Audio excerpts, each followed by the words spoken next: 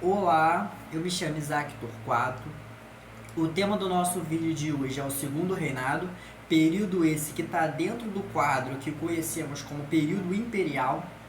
Esse segundo reinado ele vai ali a partir de 1840 até 1889, cerca de 49 anos, e foi o contexto e o momento aonde é que nós tivemos o governante, né, com maior tempo de poder. Mais para frente a gente vai ver o Getúlio Vargas, que vai ficar 15 anos do poder. E como nós estamos falando de história, nós estamos falando de processos onde é que a população, onde o ser humano está se movimentando. Então não houve uma coisa homogênea, e sim uma coisa heterogênea de várias questões que vão acontecer durante aquele contexto. Esse vídeo ele tem o intuito de pegar um aspecto geral do que foi o segundo reinado, beleza? Então se vocês desejam uma coisa mais específica, tem aqui outras videoaulas sobre esse momento e eu explico de forma detalhada. Aqui a gente está pegando um aspecto geral para que você saia daqui entendendo o que foi esse segundo reinado. Eu me chamo Isaac Torquato, eu tenho formação em História pela Universidade Federal Rural do Rio de Janeiro e hoje eu explicarei para vocês de forma geral o que foi o segundo reinado. Beleza, pessoal? Curtam o vídeo, compartilhem, manda para os cria, manda para as cria e vambora rumo à aprovação. Falar sobre o segundo reinado, a gente tem que entender um ponto muito importante. O segundo reinado, ele vai marcar o que nós chamamos de estabilidade política. Por quê, pessoal? Lá no primeiro reinado de Dom Pedro I, aquele que vai de 1822 a 1831, nós temos muita instabilidade política. Ao entrar no período regencial, aquele período que está entre o meio ali nas regências, nós temos dois grupos que são muito importantes para entender aquele contexto. É o grupo dos liberais e dos conservadores. Esse grupo, ele tinha muito o quê, né? Uma disputa pelo poder e trazia muita instabilidade política. E o segundo reinado, o reinado de Dom Pedro II, vai marcar o que nós conhecemos como a conciliação. Falar sobre o segundo reinado é falar de estabilidade política pela conciliação. Só que, em como contraponto, nós temos lá na política externa, pessoal, a política de forma totalmente estável, ali a disputa pelo Rio da Prata, ali, né, na bacia do Rio da Prata, que vai gerar também a Guerra do Paraguai. Beleza? Entender o segundo reinado é entender isso também. Só que o que é ser liberal e o que é ser conservador no século XIX? No século XIX, ser liberal está intimamente ligado a um federalismo, a uma ideia de autonomia entre as províncias. Províncias essas que levam o nome hoje em dia de Estado. Já os conservadores defendem uma centralidade política, mas de modo geral, eles têm muito algo em comum, pois são membros da elite, são monarquistas, são contra o processo de abolição da escravidão. Mais para frente, esse movimento dos liberais vai existir um racha e vai chegar o republicanismo. Ele ainda é um movimento muito pequeno lá dentro do político, né, do grupo político que nós conhecemos como os liberais, que vai gerar, né, ali ganha o nome dos Luzias, e nós temos os Saquaremas, aqui na cidade do Rio de Janeiro, de Saquarema, que vai dar os conservadores. Entender esses dois grupos políticos já dá um grande pontapé para nós entendermos o segundo reinado. E para entender, pessoal, a política interna, o que vai acontecer? A partir de 1840, através do golpe da maioridade, aonde tanto os liberais e os conservadores, né, de certa forma eles uniram-se para dar um golpe, né, até porque tinha muitas revoltas dentro do Brasil, o que vai acontecer? Dom Pedro II vai assumir com 14 anos junto com uma ala liberal. Neste momento, a gente deve destacar o que, pessoal? Que a partir disso vai ter uma eleição chamada eleição do cacete. Ali ganhou esse nome mesmo, né? Porque foi dado como fraude. E a partir de 1840, dentro das assembleias, quem assume o poder é os liberais. Já o Dom Pedro II vai criar os ministérios para quem? Para assumir os conservadores, para trazer uma instabilidade política, né? Para ter cada vez mais o que a gente divide o poder. Entretanto, os conservadores e os liberais, eles vão entrar em disputa. E nesse momento, Dom Pedro dissolve a Assembleia e, como consequência, vai gerar, dentro do contexto do segundo reinado, as revoltas liberais. tanto em São Paulo quanto em Minas Gerais. E logo em sequência, nós entendemos, né, pessoal, que vai gerar também as revoltas dentro ali do contexto como a Revolução Praieira de 1848. Beleza, pessoal? Entender que nesse início há muita instabilidade política. Tranquilo? A partir disso, pessoal, o que foi essa Revolução Liberal Praieira? Ela tem como foco principal a localização geográfica ali em Pernambuco, Pernambuco como esse motim de revoltas, Pernambuco que tinha ali, né, já vinha questionando já há muito tempo, desde o período joanino, que Pernambuco, né, não tem mais aquele centro político, até porque está numa concepção muito unitarista aqui do Rio de Janeiro. Pernambuco questionando setores do movimento político, né, dos liberais, lembrando que liberais não é a ideia de liberal que nós temos hoje em dia, beleza, pessoal? São contextos diferentes e concepções políticas diferentes. Os liberais ali, que tinha como sede lá no Diário, no jornal, né, chamado Diário, né, o Diário, onde é que eles batiam bastante no imperador, né, já que era uma ala liberal também, pessoal.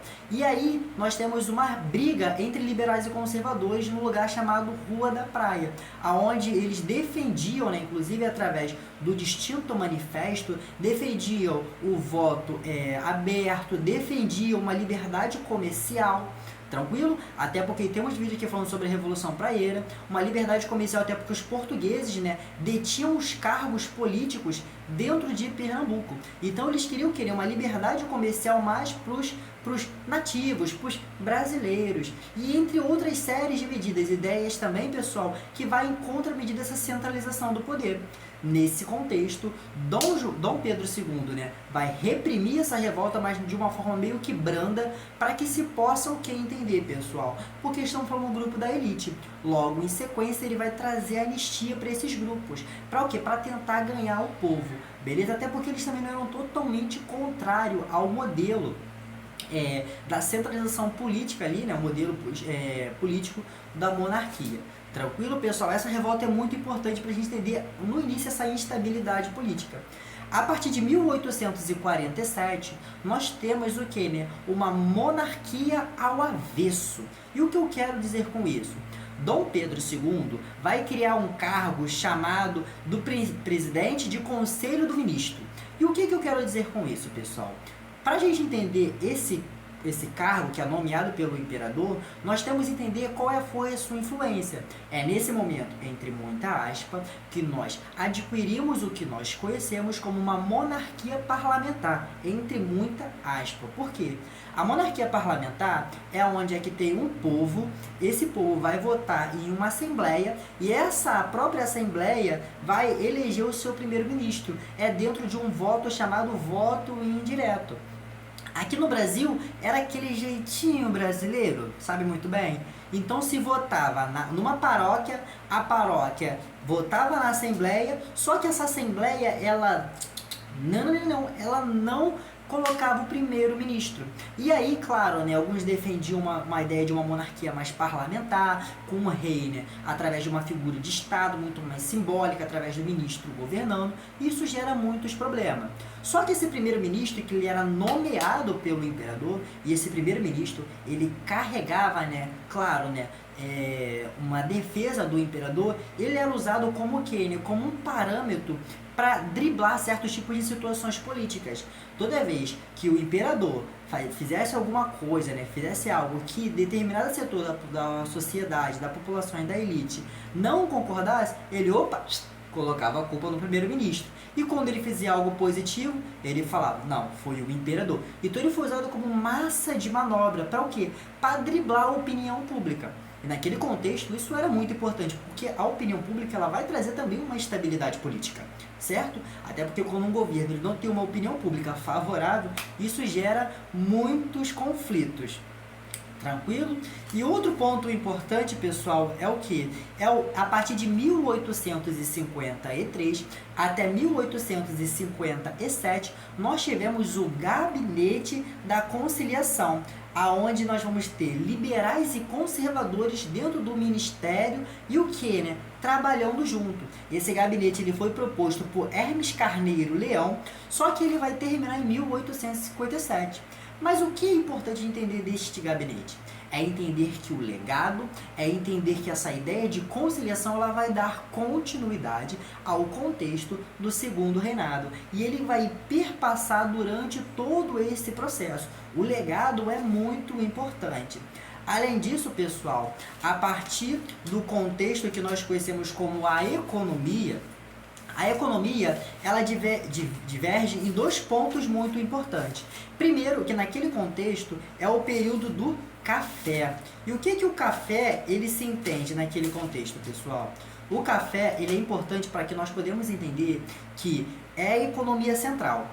Ali naquele contexto já não vigorava mais o período, pessoal, da cana-de-açúcar. Ela ainda é existente, mas como nós falamos de economia principal, nós estamos falando do café.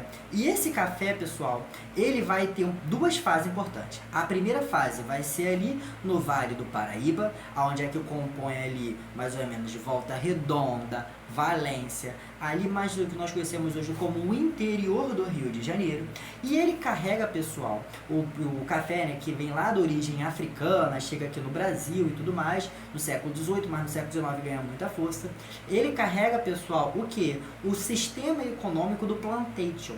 O que é o plantation? Lá do período colonial. Latifúndio, monocultura e o que? Escravidão. Beleza? Esses três pontos marcam o início da economia cafeeira no Vale do Paraíba, ali a partir de 1830 até 1860. Então, pessoal, era latifúndio, né? É grandes proporções de terra. Monocultura vem de mono, única cultura vem de cultivo, uma única cultura que era o café, e a mão de obra escravizada. Só que a partir de 1830 nós já temos o que, né? A Lei Feijó. E a partir de 1860, já se expandindo o café para o oeste paulista, vai mudar o modelo político, o modelo econômico dentro do contexto do segundo reinado. Já que o período do café no segundo reinado, pessoal, a segunda fase, lá no oeste paulista, já não trabalha com a mão de obra escrava. Trabalha-se com uma mão de obra assalariada e uma mão de obra imigrante. E por que uma mão de obra assalariada? Porque eles achavam que era bom, porque era bonzinho? Nada disso. É porque era o contexto das leis abolicionistas. Então, se pensava em o quê? Né? Trazer uma mão de obra assalariada. E por que imigrante não usado, escravizado as pessoas livres? Porque era o contexto do eugenismo, era o contexto do processo de branqueamento, que está ali ganhando cada vez mais força no século XIX. Lembrando que o racismo institucional, ele ganha muita força a partir do século XIX. Beleza? Essa ideia, essa concepção de racismo. A ideia de raça surge no século XV e XVI, mas a ideia do racismo como um elemento de propaganda institucional surge ali a partir do século XIX. Tranquilo? Também isso é um vídeo para um outro ponto. As leis abolicionistas, chamado também de leis para inglês ver, elas marcam o segundo reinado porque são leis que na prática não teve, do ponto de vista abolicionista, não teve praticidade, porque ela era uma coisa que dizia, mas na prática era outra. Era uma lei meio paradoxal. O que significa paradoxo? É uma figura de linguagem, já que uma ideia anula a outra. De todo modo, pessoal, eram leis que não tinham muita força do ponto de vista abolicionista. Tranquilo? E por que essas leis elas foram instituídas? Elas foram instituídas devido ao fato do que nós conhecemos como movimento abolicionista está muito forte. E era um contexto também que o Brasil ele estava isolado do ponto de vista da geopolítica econômica geral. E o que, pessoal? Era o único lugar que tinha um império, um sistema escravocrata. Então se precisava também abolir a escravidão. Beleza, pessoal? Só que era claro, né? De forma lenta, gradual, até porque a elite ela ainda queria continuar com o monopólio econômico. Qual é a primeira lei abolicionista? É a lei de 1850, a Lei de Terra. Lei essa intitulada Lei de Terra, por quê, pessoal? Porque a partir daquele contexto, todas as terras, ela agora era de setor do Império e ela não era mais pública. Agora essa terra, ela é do capital estatal. Agora, pessoal, para você adquirir uma terra dentro do contexto brasileiro, você precisava comprar ou você poderia receber por doação. Terras essa, pessoal, que o quê? Que até os imigrantes, para obter, eles teriam que demorar 3 anos, ficar depois de 3 anos que eles poderiam comprar essas primeiras terras. Lembrando que esses imigrantes eram pessoas pobres, pessoas que estavam fugindo de uma Europa em crise, de uma unificação italiana, de uma unificação alemã, de 1848, a Primavera dos Povos, beleza? Então vem essa população pobre fugindo da Europa e eles são chamados para o mercado de trabalho. Isso garantia que o quê? Que eles trabalhassem aqui para os senhores de engenho, beleza? Para os senhores cafeicultores, tranquilo? E lembrando que a segunda festa do café vai durar até 1930, passando até do período imperial e chegando na República Velha. A Lei Eusébio de Queiroz, de 1850, essa lei ela é importante para que nós possamos entender que ela vai dar sustentabilidade da Lei Feijó. A Lei Feijó, que vai proibir o tráfico transatlântico, ela não teve praticidade. A Lei Bill-Arbord, de 1853, se eu não me engano, 53 não, de 48 ou 43, por aí, não vou lembrar da data, tem que terminar no contexto dos anos 40. Ela vai o quê? É uma lei inglesa que vai proibir o tráfico transatlântico, que vai dar uma fiscalizada dentro do Atlântico. Já a Lei Eusébio de Queiroz, ela vai dar o quê? O fim de fato do tráfico transatlântico. Lembrando que é o fim do tráfico, não o fim da escravidão. Isso vai acontecer o que chamamos de tráfico interprovincial, aonde vai ter um processo de escravidão dentro entre as próprias províncias. Além disso, pessoal, nós temos a escravidão por indução, induzindo cada vez mais as mulheres a terem filho para gerarem, do ponto de vista português, mercadorias, beleza? A partir de 1871, temos a Lei do Ventre Livre. O que foi a Lei do Ventre Livre? Era uma lei que dizia que uma escravizada, né, a uma moça dar à luz, aquele bebê, ele já nascia em condição de, entre aspas, liberdade. E por que entre aspas? Porque para ele obter a liberdade, ele teria que ficar sob tutela até os 7 anos do senhor de engenho, né, do escravizado, até porque uma criança você não pode deixar ela na rua, senão ela não vai sobreviver, ela precisa de amamentação, precisa de cuidado. Nós, seres humanos, somos seres muito frágeis do ponto de vista do reino animal, né? Então a gente precisa desse cuidado primitivo. E a partir dos 7 anos, o senhor ele tinha 2 escolhas. Primeira, ou ele ficava com essa criança e com ela até os 20 anos de idade, ou ele recebia uma indenização do Estado. Obviamente eles preferiam ficar com essa criança porque gerava muito lucro. Até os 20 anos é o auge ali do processo escravocrata. Beleza, pessoal? Da produtividade, do ponto de vista português. A partir de 1885, nós temos a Lei do Sexuagenário. Lei essa importante para que possamos entender que a partir dos 60 anos, lembrando que a perspectiva do escravizado não passava do 30, ele agora poderia, pessoal, ter abolição. Ele poderia ser liberto. Só que ainda tinha que pagar mais 5 anos de escravidão. Do ponto de vista prático, isso não funcionou. Por que não funcionou? Porque era muito raro as pessoas chegarem nesta idade. Beleza? Isso é muito importante. Tivemos a Lei Saraiva de 1881, lei essa que vai proibir os analfabetos de votarem. E por que essa lei é importante? Porque pensando no processo de abolição da escravidão, quer se tirar da vida política esse escravizado. Essa pessoa que vai lutar pelo seu direito. De forma política e institucional, ela vai o quê? Vai jogar de lado. Lembrando que nós vamos ter só a partir de 1988, na primeira Constituição, após a primeira e única, né, Constituição após o período da ditadura empresarial militar, chamado de Constituição Cidadã, que nós temos o direito dos analfabetos a votarem. Lembrando que os analfabetos eram a maior parte da população brasileira. E a partir de 1888, nós temos a abolição da escravidão pela Lei Áurea. Lei essa que, na prática, não fazia muito efeito, a maioria da população já estava liberta. Outros estados, como Amazonas e o Ceará, ou Pernambuco, Paraíba, acho que foi o Ceará, já tinha também abolido a escravidão. Então, do ponto de vista do império, ela foi feita como uma propaganda, já que esse império estava ruindo, então foi-se utilizado. A crise do Segundo Reinado, pessoal, ela se dá também através da Guerra do Paraguai. A Guerra do Paraguai, guerra essa que vai de 1864 a 1870, é uma disputa ali na bacia do Rio da Prata, aonde que nós conhecemos ali, né, como a província do Rio da Prata, né, onde é que nós temos a formação da Tríplice Aliança, onde nós temos a Inglaterra, nós temos a Argentina, temos o Uruguai e nós temos o Brasil contra o Paraguai isolado, o Paraguai esse de Solano Lopes. Solano Lopes, né, pensando ali no processo de fazer uma abertura do Paraguai, querendo participar da geopolítica, ele vai tentar, né, fazer uma negociação com alguns grupos políticos por ele, mas não vai dar muito certo. Lembrando que o Brasil, a partir de 1864, tinha o quê, né? Feito uma intervenção lá numa disputa política dentro do Paraguai, entre dois grupos políticos, os blancos e os colorados. Os blancos, pessoal, que era um partido mais voltado de forma liberal, e os colorados eram financiados por Dom Pedro II, pelo próprio Império. Isso vai gerar um problema. A partir do Solano Lopes gera essa guerra.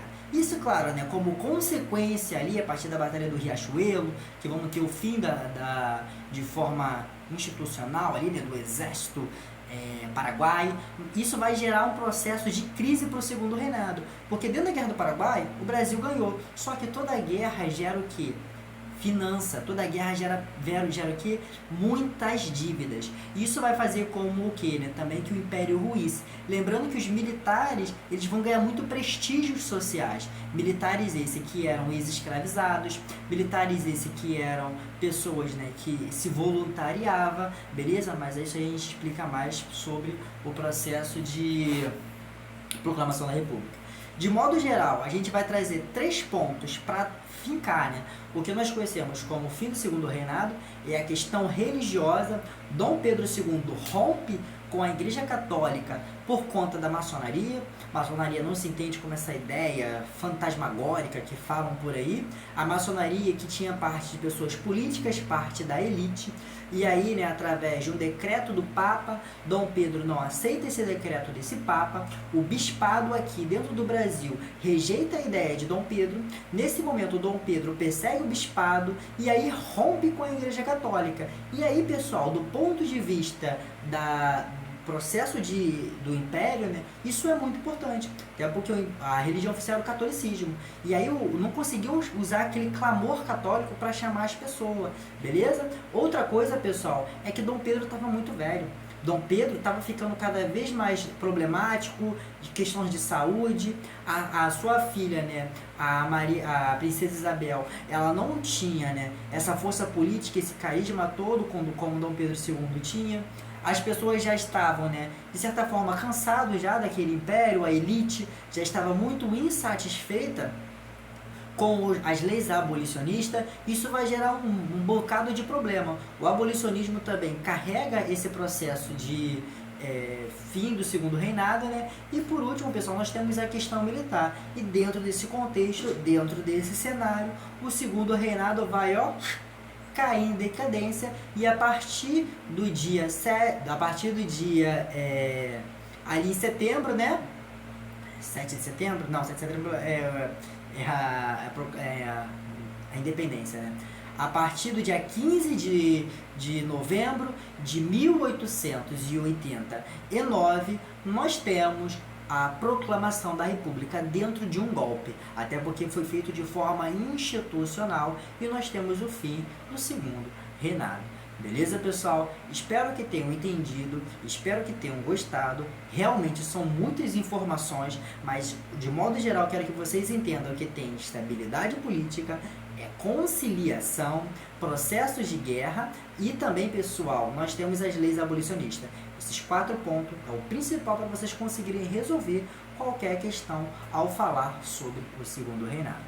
Eu me despeço de vocês, espero que tenham gostado. Qualquer coisa, me mandem uma mensagem aqui na descrição. Tem as minhas redes sociais. Vamos que vamos, pra cima, rumo à aprovação.